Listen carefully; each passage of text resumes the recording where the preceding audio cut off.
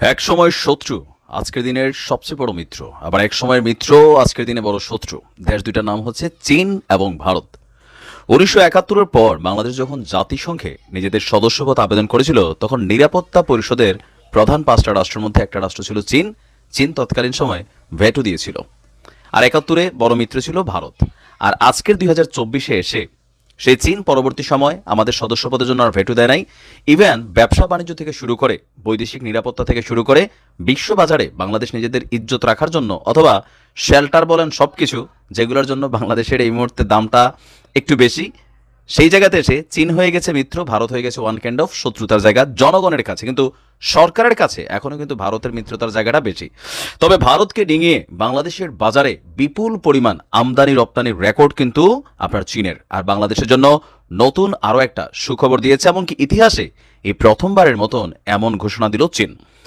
আপনার আগামী 1 ডিসেম্বর থেকে বাংলাদেশকে শতভাগ শুল্কমুক্ত বাজার সুবিধা দেবে চীন। কত ভাগ?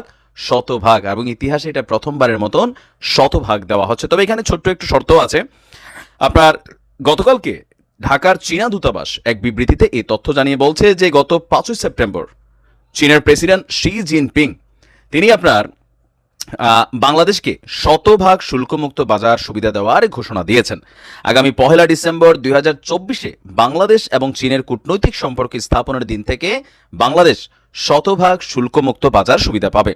এতে আরও বলা হয়েছে, ট্যারিফ কোটা ব্যবস্থাপনার সাপেক্ষে পণ্যের জন্য শূন্য শুল্ক ব্যবস্থাপনা শুধুমাত্র কোটার পরিমাণের মধ্যে থাকা পণ্যগুলোর জন্যই প্রযোজ্য হবে।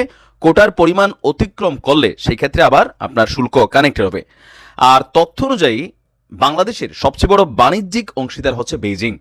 গত অর্থ বছরেই শুধুমাত্র বাংলাদেশের মধ্যে চীনের কি পরিমাণ ব্যবসা হয়েছে দেখেন।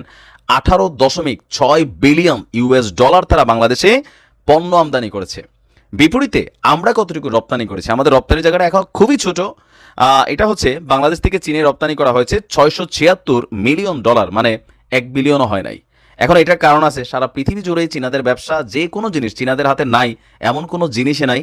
কম দামি যে কোনো পৃথিবীর যে কোনো রাষ্ট্রে চীনারা সেই মার্কেটটা দখল করছে। আমরা হয়তো, আমার ধারণা সম্ভবত কেঁচু টেচু ব্যাং বং চিংড়ি মাছ অথবা সামহাও, হ্যাঁ এইগুলাই সম্ভবত আমরা করি। আমি জানি না চীনে আমরা কি কি রপ্তানি করি। দর্শক, 2020 সালে 97% বাংলাদেশি পণ্য শুল্কমুক্ত সুবিধা পেত। 2022 সালে শেখ হাসিনা সরকারের আমলেই সেটা 98% হয়েছিল। শুল্কমুক্ত পণ্যের মধ্যে চামড়া এবং চামড়াজাত পণ্য সহ 383টি নতুন পণ্য ছিল। আর যেটা 2024-এর 5 সেপ্টেম্বর ঘোষণা দেওয়া হলো, এটা শতভাগ করা হলো, যেটা কার্যকর হবে আগামী 1 ডিসেম্বর থেকে। এটা হচ্ছে চীনের সাথে আমাদের ব্যবসায়িক লেনদেনের। তবে এর দ্বিতীয় অর্জনে আছে ভারত। ভারতের মধ্যে আবার অধিকাংশ জিনিস চোরা পথে কারবারটা হয়ে যায়, যার কারণে অঙ্ক মিলানোটাও কিন্তু অনেকটা কষ্টকর।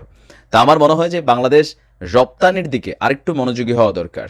আমরা শুধু আমদানি করতেছি, রপ্তানির জায়গাটাতে গার্মেন্টসের পণ্য ছাড়া আসলে ওইভাবে আমরা তেমন কোনো জিনিস কিন্তু বিশ্বকে পাঠাতে পারতেছি না। গার্মেন্টসের পণ্যের বিষয়টা, এটা থেকে আসলে দেশ সেই লেভেলে ডেভেলপড হবে না। প্রতিযোগিতাশীল মার্কেট, এমনি আমাদের কোম্পানিগুলোতে নানান ধরনের ঘটনা ঘটছে, শিল্প কারখানাগুলো অস্থিতিশীল, আর এটার একটা অ্যাডভান্টেজ পাচ্ছে এই মুহূর্তে ভারত। সো আমাদের সরকারগুলোর উচিত নিত্য নতুন প্রোডাক্ট তৈরি করে যেটা বিশ্ববাজারে লঞ্চ হবে। শুধু বাংলাদেশের ভিতর বেচা তো আর আমাদের বৈদেশিক মুদ্রা অর্জন হবে না। বৈদেশিক মুদ্রা অর্জন করতে হলে দেশের বাহিরে আমাদের রপ্তানির জায়গাটা বাড়াইতে হবে রাষ্ট্রগুলোর সাথে। এভাবে যদি শুল্কমুক্ত কোটা একটা রাখা যায়, বা কাছাকাছি লেভেলের, যতটুকু না হলে না সুযোগ সুবিধা নিয়ে, তো সেই ক্ষেত্রে এতে হয়তো আমরা পজিটিভ অ্যাডভান্টেজ পাবো। ভালো থাকুন। আসসালামু আলাইকুম।